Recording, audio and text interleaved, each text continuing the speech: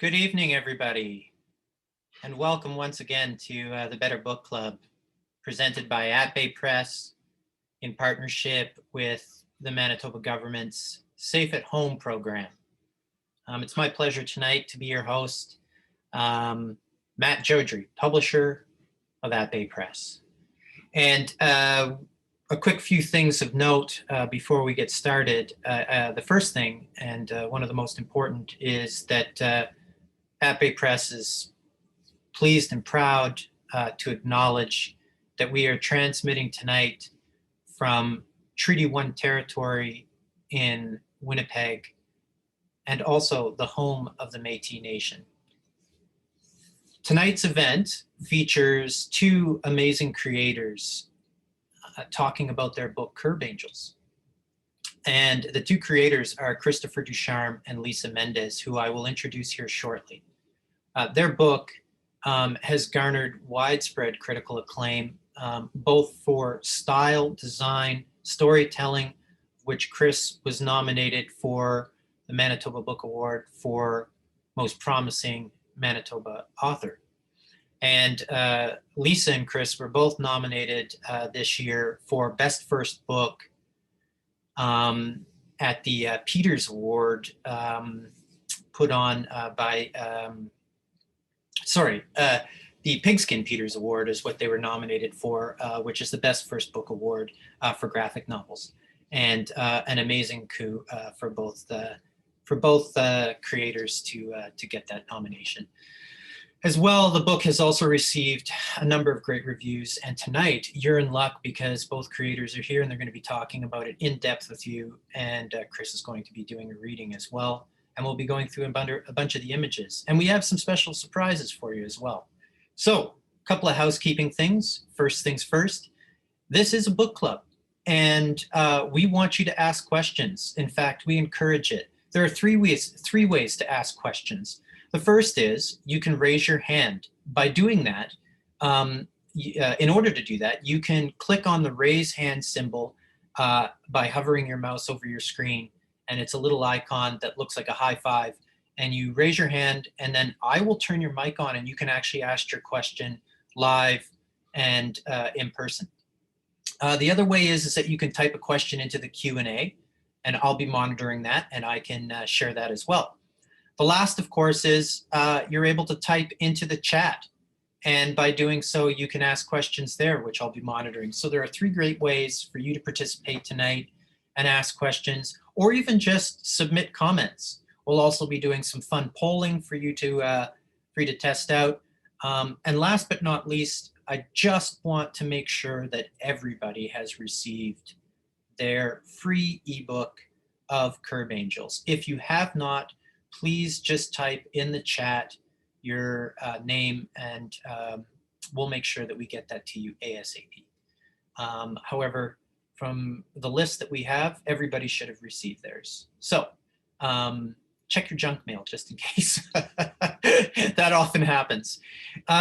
Okay, without further ado, I think it's time to begin to introduce the book and the two creators. First, about the book. Curb Angels. Well, that's what we're going to be discussing tonight, and here's a little about the book. In the post-punk global economy of the 1980s, four young women from very different backgrounds are united by a common goal: justice. Curb Angels features fearless female characters on a mission that crosses borders and challenges the status quo. In the face of exploitation and violence against women, they carve their own path and leave a touch of well-deserved wreckage along the way. That is what we're going to be talking about tonight. Secondly, the creators. First, Christopher Ducharme, Winnipeg-based author and writer. He has published several webcomics. His art style is a minimalistic and black and white line art, and his writing style dabbles in the darkness of the human heart. Everything he knows is self-taught, learned over the years of observation, with a few nods to very helpful mentors. He is often goofing off on Twitter, although of late, I haven't seen him around there. Next is Lisa Mendis, Winnipeg-based illustrator, printmaker, and graphic designer. Lisa received her BFA honors from the University of Manitoba. She works in digital, traditional, pen and ink, and screen printing.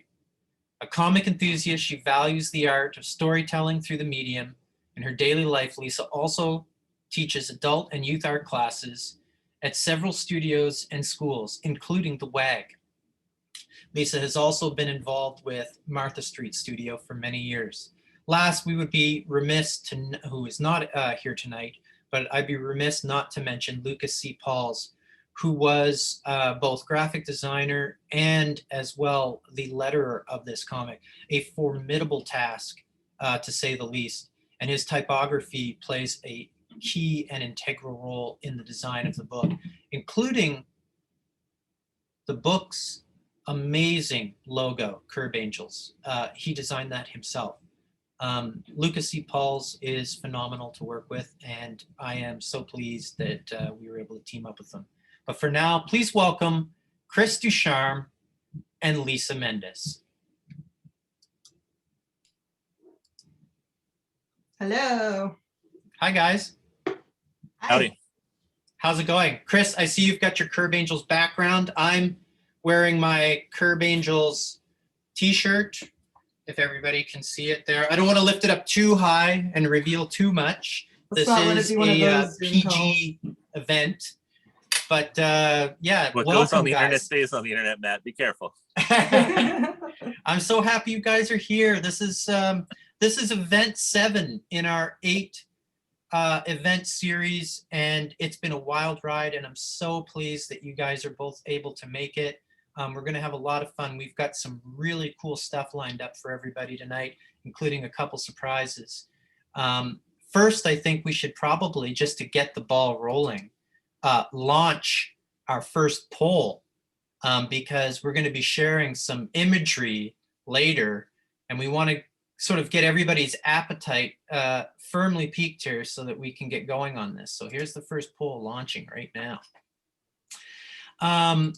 Lisa, Chris, how are you both doing during this, well, we'll call it the cliche of this difficult time? Go ahead, Fine. Chris. Surviving. Surviving. And are you working? Yeah. Yeah. Full time. Yeah. And are you working on Curb Angels though? Yeah. Okay. Part time. Look to the left. Part-time. And how about you, Lisa? I'm doing good. I'm still working. It's really slow. I lost a lot of teaching opportunities because, you know, schools are very like, you know, they can't blend classes. They have to stay in cohorts. So I can't have groups of kids from different schools or different classes. So Right. I've lost a lot of that, but it has given me a lot of free time to be able to work on my own art, which is kind of a blessing in disguise. Mm-hmm. So I'm doing okay. My husband and I are doing okay. But you know, we're ready to move past all of this. I think everybody is. Oh yeah. I think everybody is. But you know, that's the beauty of the creation of something like Zoom, which has allowed, you know, in these programs, which has allowed everybody to stay in touch despite the fact that we can't, you know, touch. So it's been wonderful being able to do these events, and this one tonight is going to be no exception. Lisa, I think you are going to do some live drawing tonight. Am I correct about that? You are correct about that. I'm going to open up my screen here. I have another little thing set up. So yeah, I hope people can see this. I know with Zoom, it's kind of like, you're not going to get a really nice, like live, smooth looking thing as I go, but you'll see the drawing as I develop. Yep, that's great. Oh, yeah. So while you start your drawing, Chris, why don't we open the door here and get you to read one of the exciting moments in Curb Angels as Lisa begins to sketch some of the characters from the comic. I'm going to just mute myself here, Chris, while you do your reading. Okay. I do want to mention before you do, we first try and read out of a comic book, because It's you know, visual. it's visual, exactly. So this takes place somewhere in the third act, after the girls are sitting around having a drink, kind of celebrating their latest victory, and a couple of tourists are trying to make a pass at one of the girls, and she clocks him right in the face and storms out. And we can see as she's leaving, she's very emotional about what just happened. So we come into a scene where she's sitting in a back alley, obviously emotional, and we hear the voice Reiko, and we see Kat come around the corner. Hey, it's just me. And Reiko, obviously not happy to see her. Go away, Kat. You're the last person I want to talk to tonight. Kat ignores her, walks up next to her, like I haven't heard that before. So she lights a cigarette, hands one to Reiko, who replies, I don't smoke. And she lights her own and says, humor me. So Reiko looks at it and accepts it. Kat says, forget those losers. They don't know what it's like for these women. And Reiko says, and suddenly you care about them? Kat, look, I don't know what you've been through, and I'm not about to cry and all that junk open right now. But I'm saying this is that, sorry, live reading. All I'm saying is that we have some kind of past that we want to forget. And she shows her arms where there's visible scars. You can try to run away, but some things hang around just to remind you that you can't. And Reiko begins to question, are those, Kat cuts her off, or I guess answers the question, track marks. It's hard staying clean. I hurt a lot of people back home. I thought I could do right by starting over with some money in my pockets, pay off debts. In the end, I'm still running. And Reiko says, I wanted to start over too, start my own gym, teach self-defense to young girls and women. Maybe if I teach them, they can get by in the world and avoid the kind of life I had. And with a smile, Kat says, hey, if that happens, sign me up. You could show me those moves you've bragged about. And also with a smile and a cigarette in her mouth, she says, absolutely. Do we want to keep going? Because that's what I had prepared, is that tender moment. Well, that's great, Chris. No, I think that's perfect, because what I was going to do right now was I was also going to share my screen so that people can actually see those pages.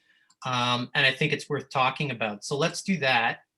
And there is the first page from what you just read.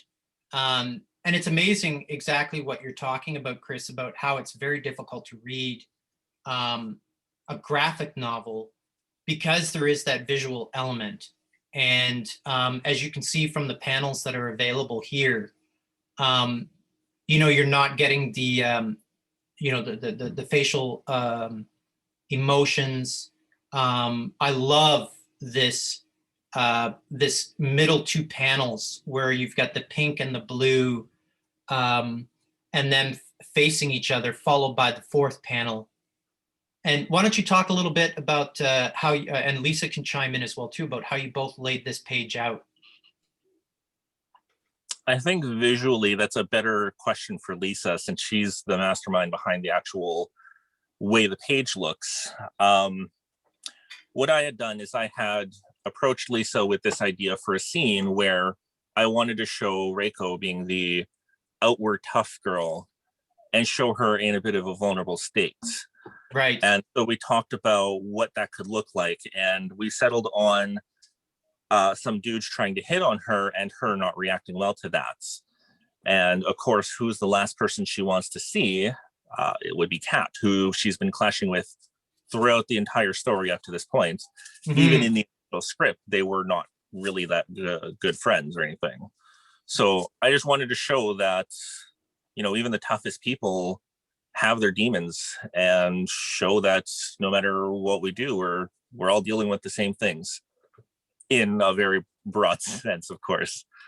Yeah, but I think it's also important to denote, like, as you had said, that Reiko was being hit on, but it was more than just being hit on. Like, she was being sort of like approached in a very sort of aggressive but also racist way, where the character that approaches her says, something terrible, and then grabs her arm like he's allowed to.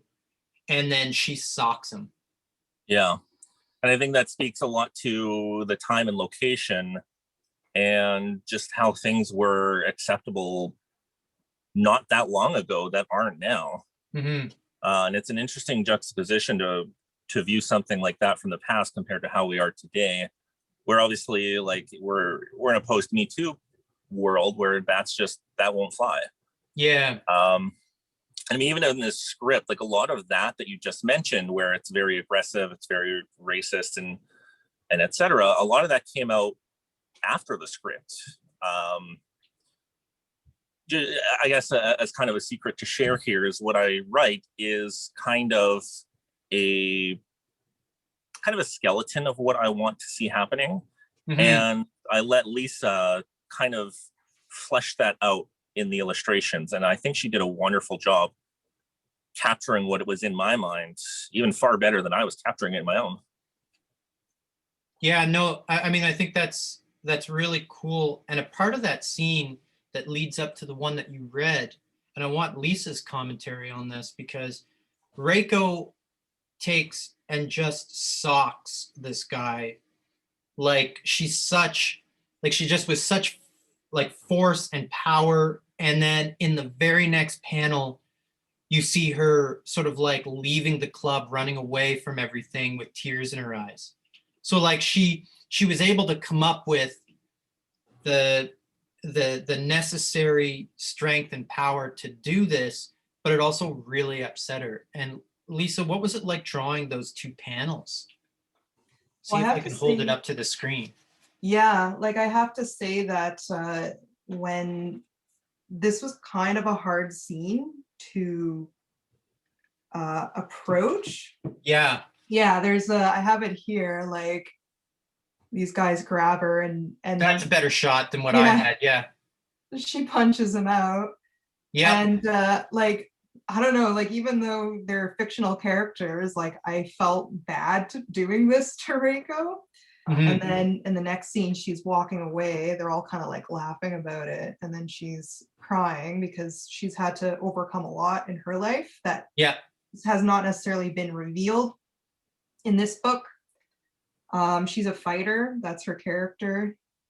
But yeah, it was tricky approaching this scene because it's like you want to have somebody who's gone through something like this and represent them with dignity. You don't want to exploit anyone that's gone through any kind of trauma. So I think that's something like, you have to be delicate as an artist. It's a visual medium to present this to the public. It's like, you could do it in a grotesque way, or you can do it in a gentle, understated way that still gets the point across. And well, speaking of that delicacy, I'm just going to show the next panel here from that scene, which is here. And I think this captures both the grittiness and toughness of both characters perfectly, just leaning up against the wall and that moment of just beginning to trust each other. Would you say that I'm accurate in saying that? Yeah, this is a turning point for both of them, because before this, they didn't like each other at all. They clashed for just right away. They didn't like each other. And I'm just going to I have the book here. I'll show a small little thing where it shows cats changing of character. I don't know if anyone can see this. Yeah, I'll switch it back here. Hold on. Yeah. So there's this scene earlier where they're talking about these women that they kind of got out of one of the brothels that they had visited. And then Waffles is walking with Reiko and she's like, asking. That's such a great panel. Yeah. I love that panel. Like that to me is the panel that epitomizes Waffles more than anything else, because there's something so powerful about her look, her style, her facial expression there. It almost feels, she almost feels looks like a female Steve McQueen, just like so tough, but so sleek. Yeah. And there's a lot of mystery to her too. There's a lot we can get into with her that we've left as a question mark. but when it comes to with Reiko and Waffles, when and Waffles cat, Reiko here is talking about, you know, what happened to these girls and how they got into the situation. And she's like, you know, we shouldn't judge, you know, this culture or anything like that. And she looks down and kind of, you know, I don't know if she hints at something, her own life, perhaps. And then in this scene, even though Waffles is talking, it focuses on Kat, and she's looking over at Reiko for the first time in a different way. So it was sort of a way where she began to kind of open herself up to what Reiko is going through, but instead of just being stubborn and, you know, not understanding at all. Yeah, yeah, for sure. And I think one of the other really powerful points in the book is that these women, there's a lot of them, you know, like kicking ass. You know, there's a lot of them just Taking names. Yeah, there is. There's a lot of them, like, and it's amazing too, because you know, there's such a there's so many moments of tenderness and frailty with these characters, but when they're faced, like when they're painted into a corner, you know, they're just like a fox at bay. You know, they're going to bare their teeth and they're going to growl. And I think this next panel, and Chris could speak to this, but I think this is just a great shot of three of the women, you know, Waffles in the center here. Let's take these monsters out. Chris, what was it like writing this scene, these panels where they're about to just, you know, there's this contrast between these three tough women, but then there's, you know, obviously in panel 2 and panel 3 here, you see the abused girl who is, you know, she's just been so knocked down for so long that really it's up to these women to come in and help them. What was it like writing that? Yeah, what was it like writing that? Well, I mean, I I think guess my also thought too. process was, hey, let's kick some ass. You want to teach these guys a lesson, right? Yeah. Yeah. And I mean, yeah, go sorry. ahead. I was gonna say, it's like when you watch any form of media and you see someone being stomped on or whatever, you get a good feel for who the antagonist is, and you just want to see them get their ass whooped. Mm-hmm. And I took that energy and I put it into this scene, and very much the last scene that they have with the big baddie. But Yes.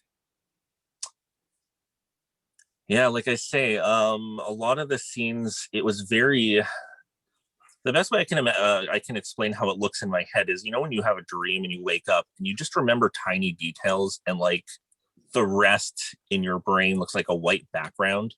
Mm-hmm. That's what I'm imagining as I'm writing these things.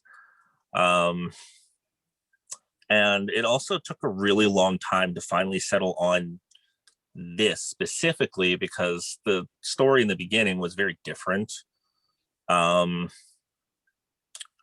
original script, they didn't actually start fighting until like the last scene. So I really like the idea of just opening up that, hey, these girls, you don't want to mess with them. Just start right out the gate with that. So, you know, every time, hey, here's the bad guy. Oh, what's going to happen next? Yeah. And I think one of the other really interesting parts to, well, at least the facet of the story is, of course, the globe trotting. And in this case, I think this second panel outlines that to a little bit of a degree, because you see Reiko speaking in her language. And for those that aren't familiar with, you know, reading graphic novels, when you see these, like where it says "let her go," and you see the two, we'll call them little Pac-Man faces, reversed and open and closed, that denotes that they're speaking another language other than English, even though it's in English. So the idea is that we've translated it from the original language for you. And I think that that's also a part of what's really cool about this book is that you really do get immersed in the culture and the background of each place that they're at. Yeah, I wish we could show some of the scenes that Lisa had drawn, because she really captured what it looks like to be in those countries. Yeah, Like there's a bazaar with a marketplace. There's, I think, the Buddha statues. There's all sorts of monuments that's just blows my mind. This I love this one. Them. I love this one here. If everybody, that is actually the page I'm looking at. Yeah, I think I can show it on mine. There, that might help. There, that's a better shot, Lisa. Thank you. Yeah, and just and flip one page back, Lisa, because I think there's another great shot. Yeah, just of the landscape and everything. Yeah. I mean, that's so integral to the book. Or even one page further back. This one? Nope, one more. Oh, with all the people? Yeah. Tell us how long that one took you to draw. Oh, I don't know. Like 10 hours. Look at all these little people. Look at them. So we're going to share the results of the poll here. The first poll. What famous band is the cover of Curb Angels inspired by? Multiple choice here. We have 20% that selected Blondie, 30% that selected The Clash, 40% that selected the Ramones, and 30% that selected the Sex Pistols. Okay, so it's time for the big reveal. And the big reveal here is, let's go back to my imaging. So here's the cover, which again, another fantastic pose of the four girls, iconic. And there's the cover. Ramones, Rocket to Russia. There it is. Classic. Fantastic album, by the way. Yeah. We decided to up the contrast though on the pink, to coincide with the design of the interior of the book. And of course, the Ramones, their face, the typeface that they used was Helvetica, bold, and in this case, of course, Curb Angels is Curb Angels by Lucas C. Pauls, who created the typeface for the cover. Just fantastic. So let's check in on Lisa's drawing here. Cat holding a cat. Cat holding a cat. Wonderful. It's always interesting how because of the way my phone is set up, it looks very like skewed. But then, when you actually look at it, it should be proportionate. It's been so long since I've done just like a traditional drawing. Like I have a new tablet, so I've been drawing digitally mostly. Mm-hmm. And which is really hard to learn. Like if you're used to drawing like this on paper, drawing and switching to a tablet is completely foreign for me. It took a really long time to get used to it. And that was like on one of the type of tablets that you just draw and look at the screen. But now I have one where you draw directly onto the screen. And that makes it a little bit closer to, hand drawing something. And that's why I stick to paper. Also, I'm poor and I can't afford a tablet. Apply for a grant. Buy my book so I can afford a tablet. There you go. Don't take that seriously. Okay, seriously. So Lisa, the drawing that you're doing here, I think it's probably safe to announce tonight that that one lucky person is actually going to be the winner of that original illustration as she works away on it here. So keep that in mind, folks. As well, we're also going to do a draw at the end of the night for an autographed copy of Curb Angels, the printed book. So, but getting back to the book itself, I'm wondering right now, just as a reminder to everybody that's attending, if there's any questions from the audience that they would like to ask, feel free to raise your hand or send a little quick note in the chat or put something in the Q&A. Because we would love to ask these questions for you, or you can ask them yourself to Chris and Lisa or individually. So feel free to go ahead and do that anytime going forward here. I think one of the other things that we should do is check in on this poll and see what happened with the results here. I'm going to end the poll, and now I'm going to share the results. So everybody thinks that Kat is from Scotland, except for 14% that thinks that she's from Germany. So Chris or Lisa, why don't you reveal the truth? Okay, wait, I got the book here. We got the answer. I think mostly everybody knows. Yeah. There's a Like comment. you need the book to know. You need the book. When she first meets Jula, she comes up to her and Jula starts asking her a bunch of questions. She's like, "Oh, I love your accent. Are you from England?" And then Kat's super offended. She's like, "What? No, I'm from Scotland. Thank you, England." I can't do the accents. I'm not even gonna try.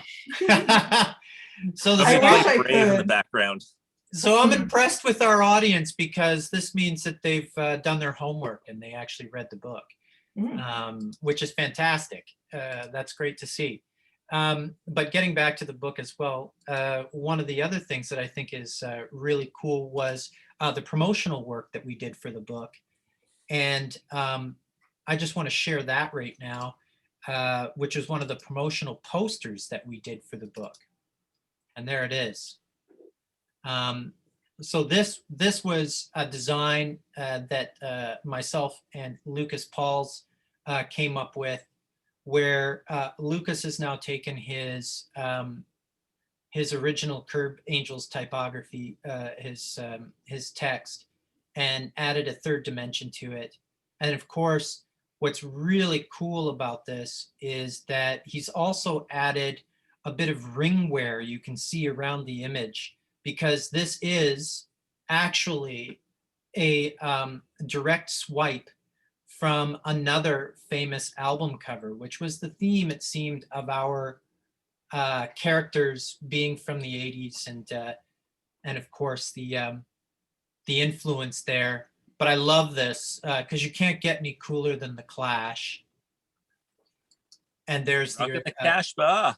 Yeah, that's right. So this is, and of course, the dead giveaway is that Waffles is wearing a Clash shirt that I also think is really cool because she's wearing it in a way that's Lisa has illustrated in more of like, a female style, as opposed to the band member from the Clash here that's wearing it. So Self-promotion. Very cool. And of course there's little Jula right in the middle there, the great person.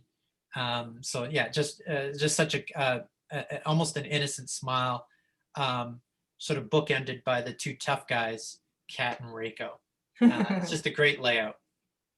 I always like to, when we do the four of them together with these posters, it's fun because always putting Jula, like I can make all the others look so tough and cool, but with Jula, she's just so like, starry-eyed with the world. So she's kind of like, I'm happy to be here.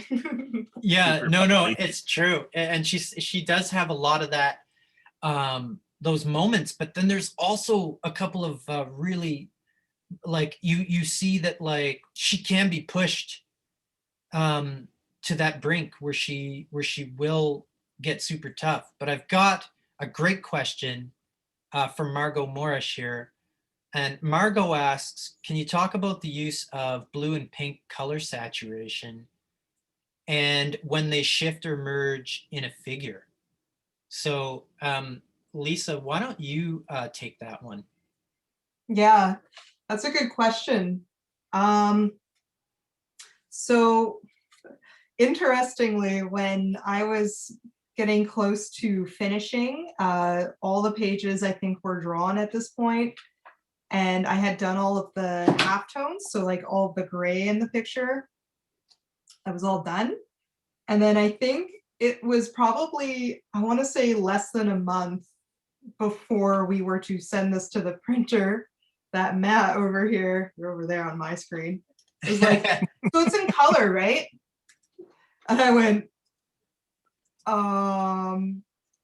did you want it in color? And he's like, yeah, because the first original pages you sent me were all like, they were like two-tone colors, two different colors. And I went, oh, yeah, I could do color. So I don't want to say it was an afterthought. It was the way that I had designed the pages were like the shading and everything was already there because I had all the gray tones. It was just a matter of trying to do these spot colors, which I think, even though it was sort of like the last thing that I ended up doing visually, it was nice to be able to kind of have that limited color palette and to kind of decide, okay, you know, I want a white background with the blue character. Okay, now they're gray. Now we got blue in the background. It really just enhances it. And you know, in a scene like this, you know, having them as two different colors just distinguishes who's who. And sometimes this pink ended up being used in a more like, I guess you could say like intense scene. Mhm. So the pink, especially when it printed, ended up being a lot more vibrant than when it was on screen. A lot deeper the colors ended up being. And the blue was almost like more tranquil. Like in here, like Waffles is the one causing the damage and Cat's the one flying back. So she gets the blue, she gets the pink. And I mean, like there's some scenes where, you know, this is like a dangerous scene, something bad's about to happen. So it's like all in pink, very ominous. I can't pronounce that. Ominous. Ominous, switching it. So even in this whole fight scene here, where they're confronting these traffickers, like it's all pink. There's no blue in here. Yeah. So all the fight scenes are all done in the gray and pink. It's not until the girls are starting to escape, you know, there's hope, the blue comes in. And then, Yeah, and there's a little bit of that pink. Well, it becomes two-tone. Like for instance, in the bottom left-hand panel there, you do see some pink on the highlights of the characters. So you do get that. But I think what also is worth talking about is the fact that we did put out an Ashcan comic book, a teaser comic book, that was originally, we had decided that we were going to do it in all black and white to really sort of like kick off the first, I think, what was it, Lisa? Did we do the first 15 pages? We did, yeah, I have them here. Oh gosh, I have the old Ashcan. That was the original. Yeah, that's what you guys brought to, so you should hold that up because that is a really cool one. That is where it all began. What was that, 8 pages? 9 pages, maybe? Man, I printed this at UPS.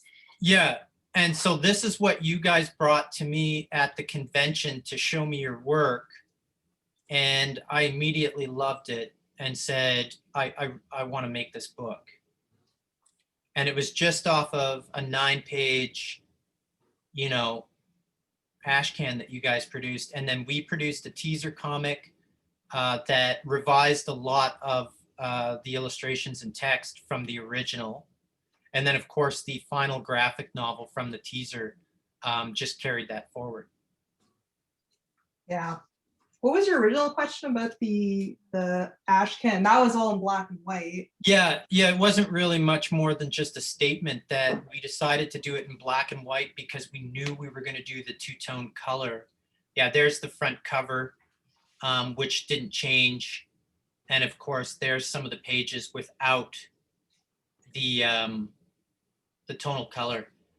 Noelle, and I'm sorry, Noelle, if I screw up your last name here. Workington. Workington has a question. Where did you find inspiration for the unique personalities of each character? I'm gonna give that to Chris. Chris, take it away. But at least as characters, it's more fair if she answers. Yeah, well, I'll answer first and then you round up because you were the one that crafted them. You give me the bones, I'll put the meat on it. Yeah, okay. Yeah, so Noelle, these characters are very old. Waffles is based on a stuffed animal. And I would draw her throughout the years, for many, many years. And so she's a character that I've had for a very, very long time. And then eventually, like, Kat, Reiko, and Jula, they looked different. Kat was always Kat, but she didn't have that spunky personality.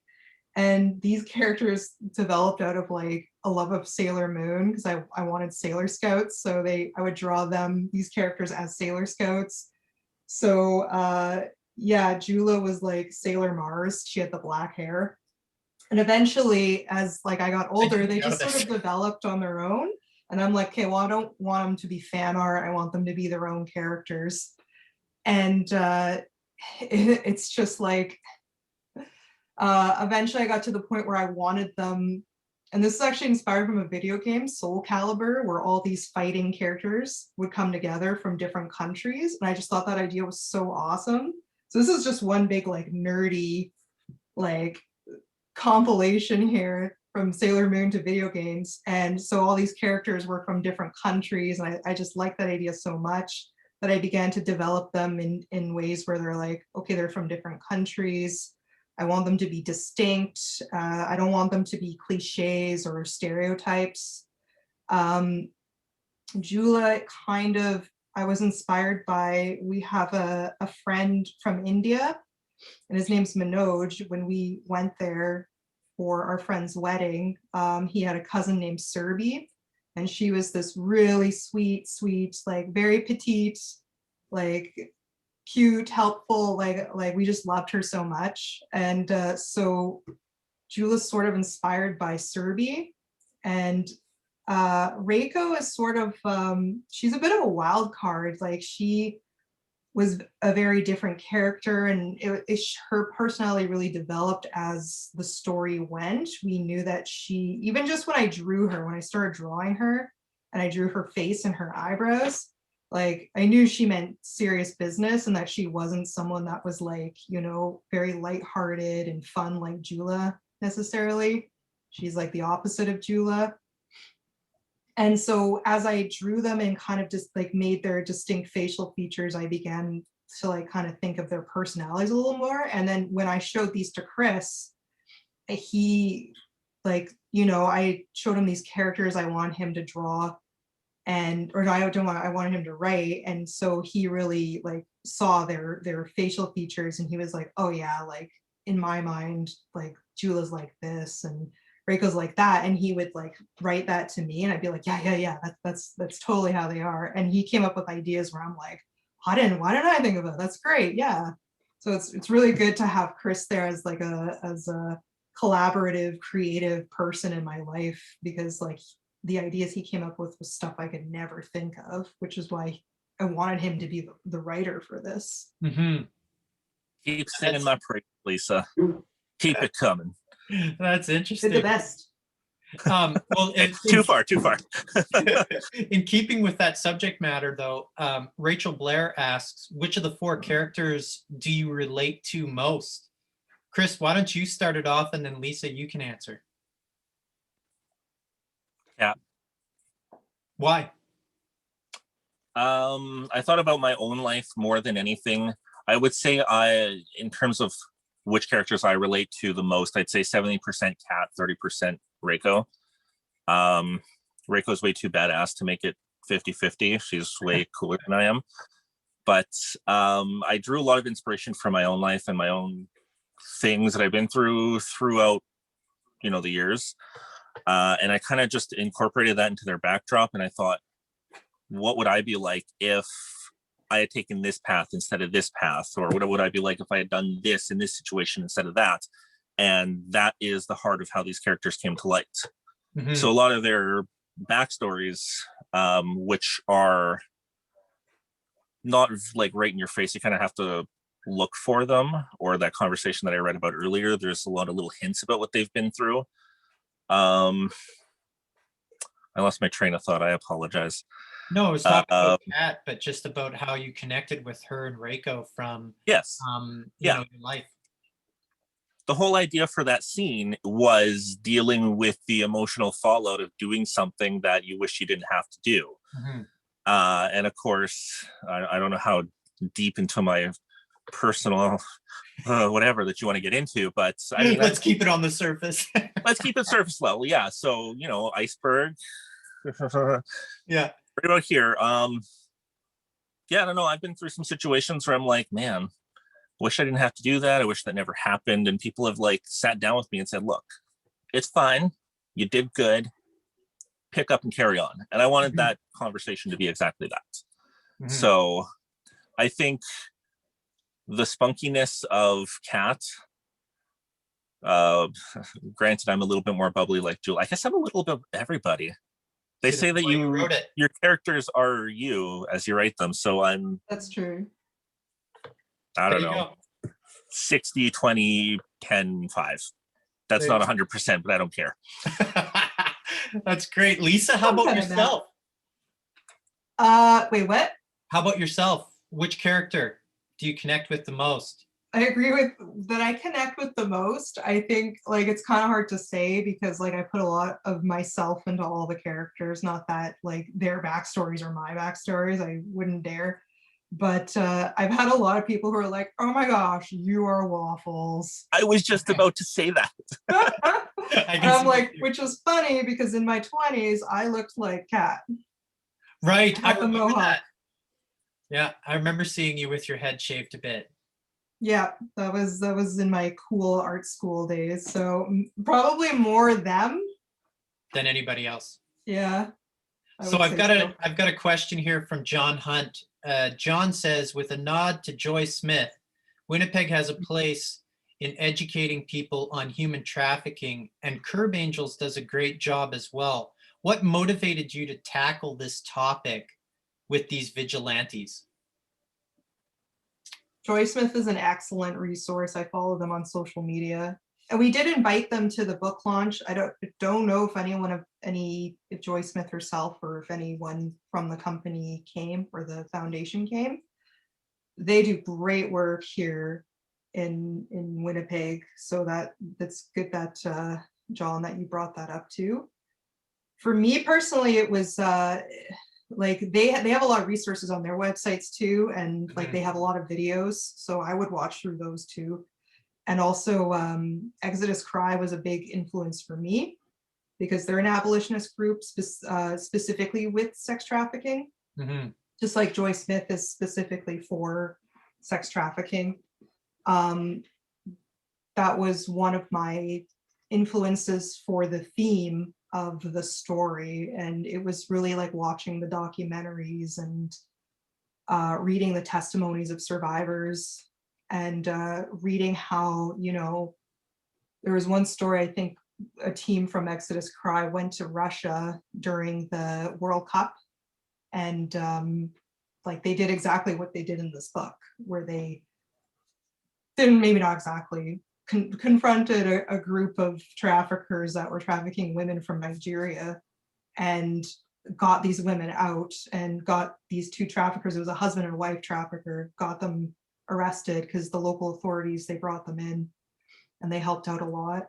So I thought that was like a crazy story. And I'm like, wow, like you just don't hear about that in the mainstream. You gotta dig for these stories, and they're incredible stories of people being rescued. And you know, I want to see more of that. That was a big inspiration for me, for sure. So you wanted to shine some light on it as well, which I think this book does very well from the perspective that it does show the very difficult side of it. You know, for those that haven't read it all the way through yet, you know, obviously there's a resolution, but it's not perfect. And I think that there's no doubt that that was the intention for you guys as well. Yeah, you know, you wish there was always a happy ending, but like this is such a difficult topic. Yeah. And even though this is based on in the 80s, this is a very now thing.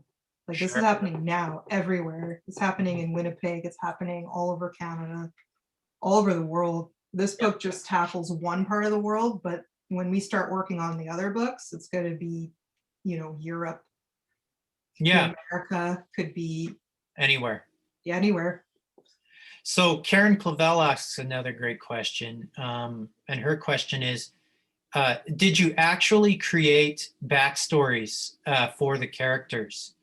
And I think that what I can add about that, because this isn't my story, it's just from a publisher perspective, and this is just in response to Karen's question, you can't imagine how many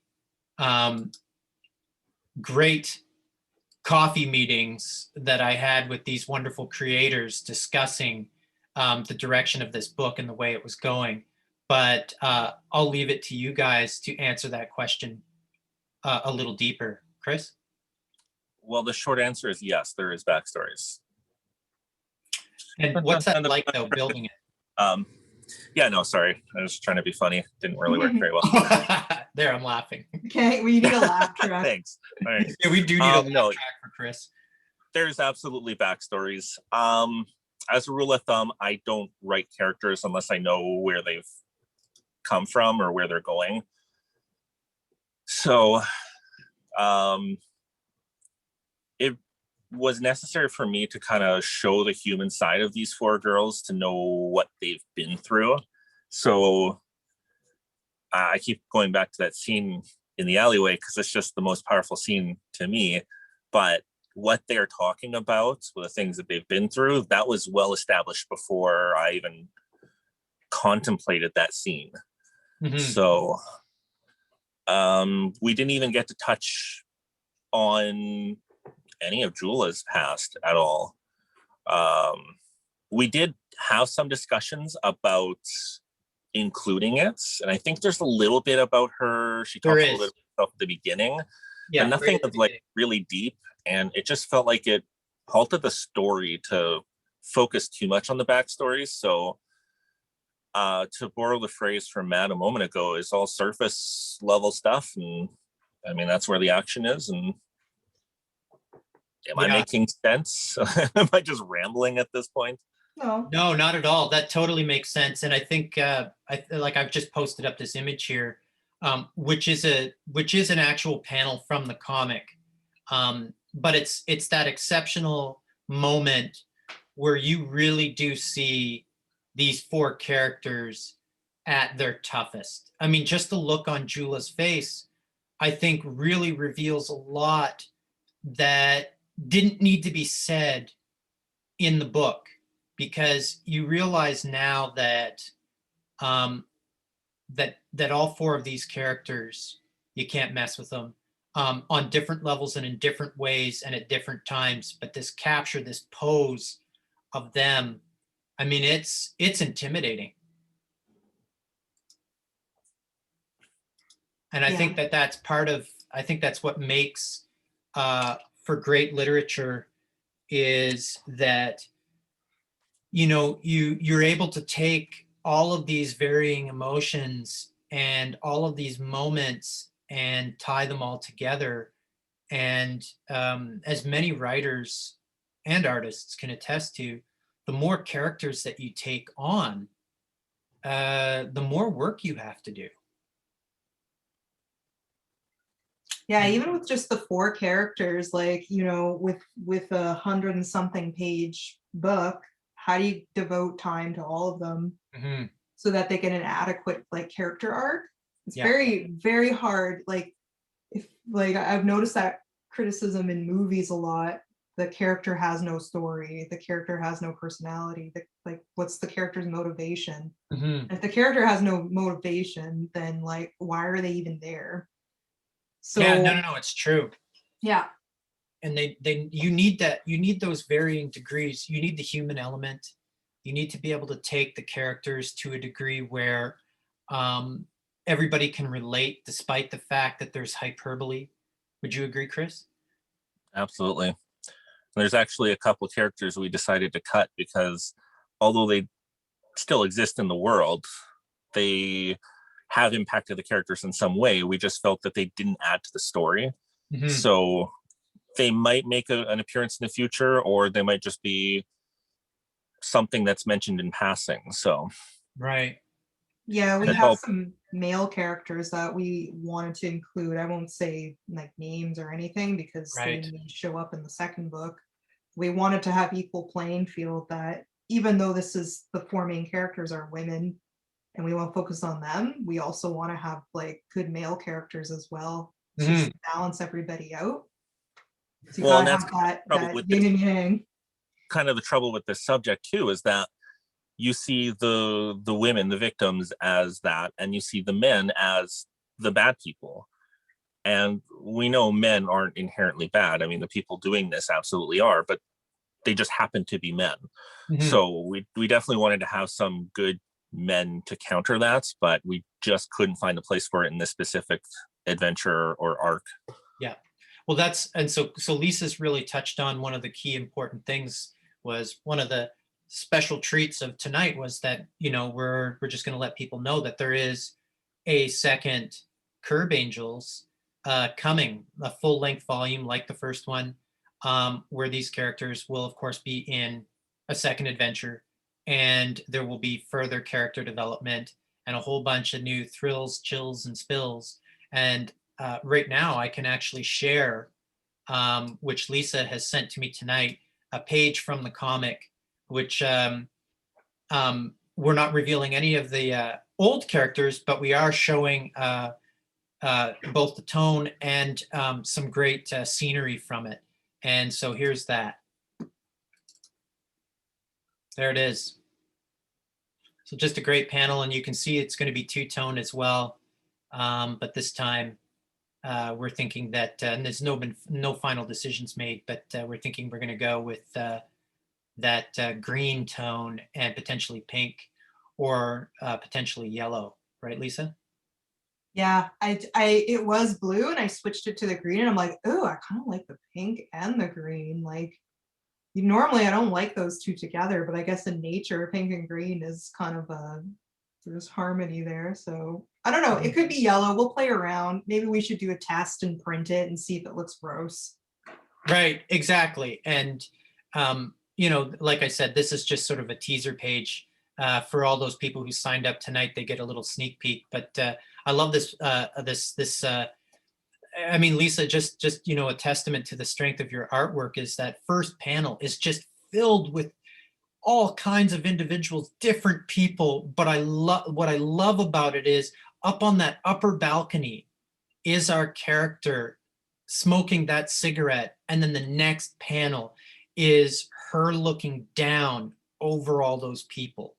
And I think that that is such a great, amazing scene, in that at first you're just like, well, it's just a group of people. And then somehow your eye is drawn to that character up on the balcony. And then the next scene, of course, is just that ever so slight head tilt. And you know that that's the person up on the balcony looking down at everybody, which I think is fantastic. And one of the things that I think, again, is worth pointing out is just, you know, that scene that you showed earlier, Lisa, from the book, where Reiko punches out the guy who was trying to, you know, grab a hold of her. And as Chris put, like, you know, hit on her, literally almost hit on her. And you show that impact of, you know, the follow through of the punch. And in real life, we all know it's when you actually, you know, receive right here like this, that's where it hurts the most, is when the fist hits the face.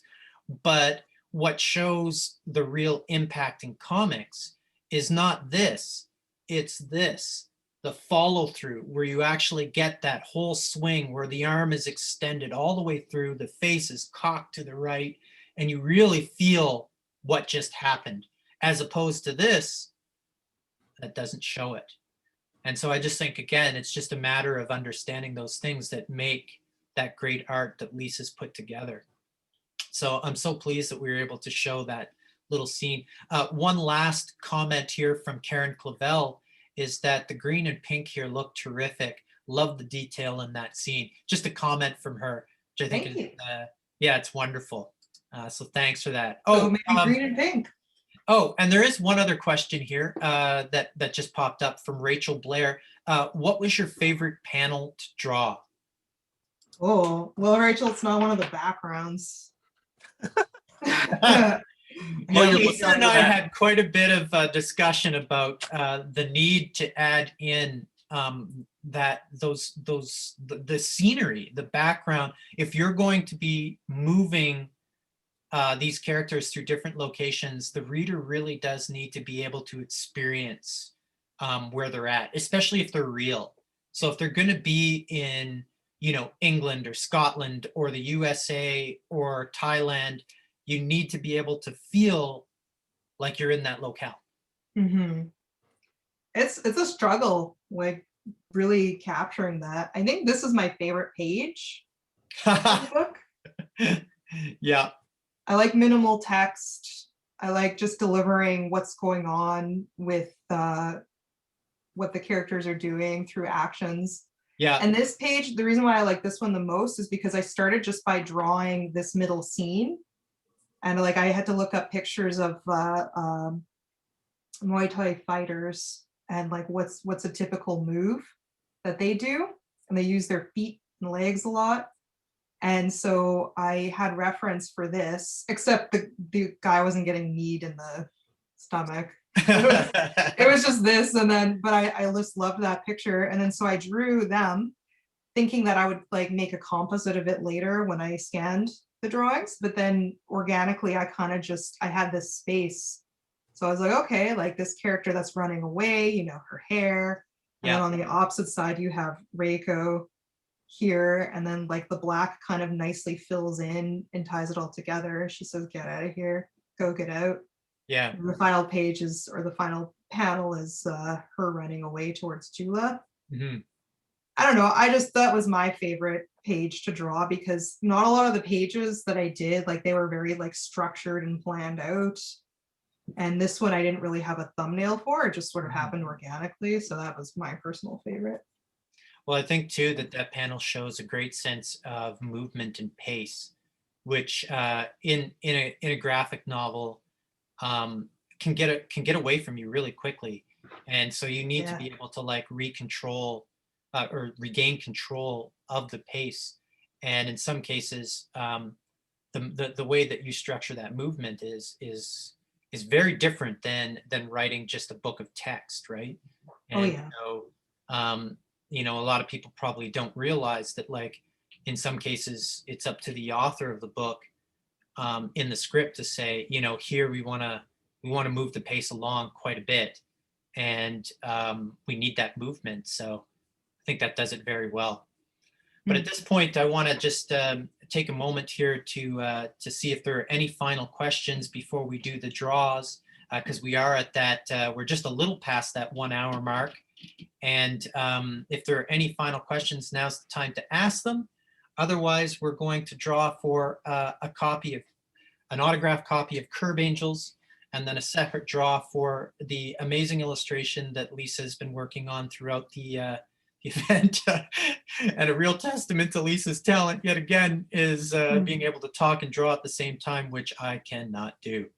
But yeah. So there are no additional questions here that have popped up. So I guess my last question for Chris and Lisa is, how far along are we with the plot and the story for Curb Angels 2, so that we can maybe tease these guys a little bit more about the forthcoming book? Well, I would like a release date of 2022. So anything that you can't keep, Lisa. Nope, she said it, Chris. That's it. That's what my grant says. That's what I have. I'm putting it down. I'm putting it down on the calendar. I'm sorry, Chris. It's there now. Late 2022. Okay, late 2022, Chris. It's there. Yeah. I would say now. Yeah, right. I would say we've got a pretty good skeleton of what we want the plot to look like. Mm-hmm. We have the major players. We have a general idea of where they're going to go, what they're going to do. And as I am seeing this, I'm also thinking of changing that. Oh, I know there's like, we talked about that first book, like how much it's changed from here. It just, I'm expecting lots of changes, and that's fine, as long, whatever crafts a good story. Mm-hmm. Yeah, there were 11 drafts to the first book. I'm hoping there will be half of that for the second.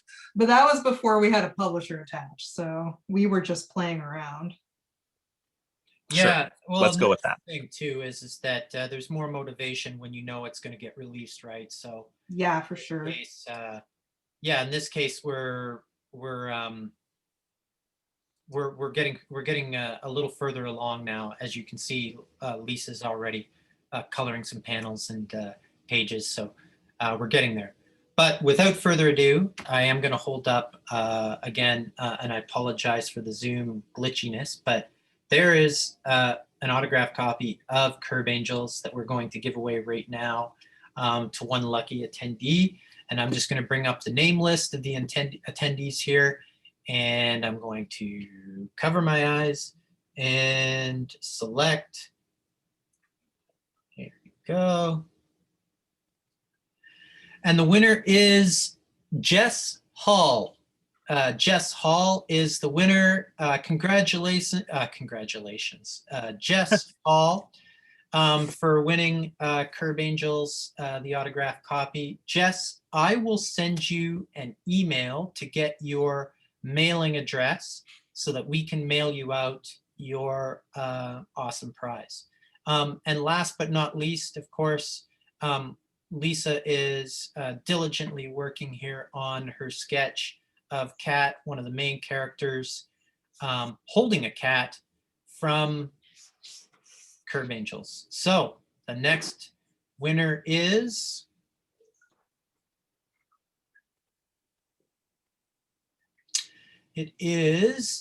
Charles LeBlanc. Charles LeBlanc is the winner of the sketch. Charles, I will be sending you an email as well. And congrats to Jess and Charles for their wins tonight. And I'm so happy that everybody could attend. And thanks again to my wonderful hosts, wonderful guests, Chris and Lisa. One last thing here. It looks like we have one final question from Karen, and I'd like to get it in there just before we sign off. Can you comment on the challenge of presenting location without falling into stereotypes? Difficult question. Yeah, that I definitely didn't want to paint Thailand in a negative way. Mm-hmm. I think the main reasoning, like a lot of like this is still going on there. It's and it makes the news quite a bit. Pardon? And it makes the news quite a bit. It makes the news quite a bit, and I think it just seemed relevant. Yeah. But at the same time, we have a character from that area with Reiko, and it helps. And we have character, like we didn't want to paint all of them as bad, of course. Mm-hmm. But I mean, it's such a relevant topic. It's like, how could you not talk about it? And you want to be, again, you want to be sensitive. You don't want to insult a culture. You don't want to, yeah, of course, go places where, like, you as a Westerner, shouldn't go. But the problem is that Westerners do go there for this reason. And it's a worldwide problem. And that is also why in the second book, they're going to be in another part of the world. Third book, going to be another part of the world. So it's an ugly thing. It's not a pretty thing. And you don't want to misrepresent. You have to be sensitive. But at the same time, there's no excuse to what's going on in these parts of the world too. How do we draw attention to this? How do we address this? Yeah, it is very difficult. It is a is hard balance. It is very difficult, and I like I said, like you said, the aspect of moving the locations around and showing that it's not just a problem in one area. I mean, I can comment myself to my second novel of violence and cliche, which was set in Toronto, dealt with human trafficking, and it was a real problem. And I saw an article that was in the Globe, and I thought, wow, this is happening right here in my own city. And so at the time, I just thought, it just makes sense to write about this. But thanks so much, guys, for taking the time tonight to chat about a really great comic, an amazing graphic novel. And there's a lot to look forward to, of course, which is that Curb Angels, the group is going to be coming again, and hopefully again and again. And lots of people here have typed in, thanks so much. Margot says, thanks so much, discovering how graphic novels can cover important issues in fresh, accessible ways. Congratulations and thanks for the evening. And then Karen writes, love the relevance of the book. Thank you, Curb Angels. Yeah. And Rachel writes, Curb Angels fan for life. Rachel? Yeah, Rachel needs a shirt. Yeah, we do. The one that you have. Yeah. Well, we should sell these, I guess, so that people can get their own Curb Angels shirt. And Rachel said, yes, I'd love that. So thanks again, guys. Okay. Again, don't promise what you can't. Oh, we'll figure it out. I'll give her my shirt. We're the same That's size. right. But there's a great shot of Lisa's drawing as it's getting the ink on it. And thanks to everybody for their attendance, and really appreciate it. And the last comment that I'm going to say is we do have one more event. It's next Monday at 7 p.m. and it is a bilingual event. It is poetry featuring Roger Leveillé and his forthcoming work, Ex Nihilo, where he is partnered with the Governor General's award-winning poet, Edie Blodgett. So we'll have that next week. And last but not least, thanks for everybody for just staying safe, staying home, and look after yourself out there, and take care. Bye to everybody, and thanks. Thank you, everybody, for coming. It means a lot. Take care, guys. Yay.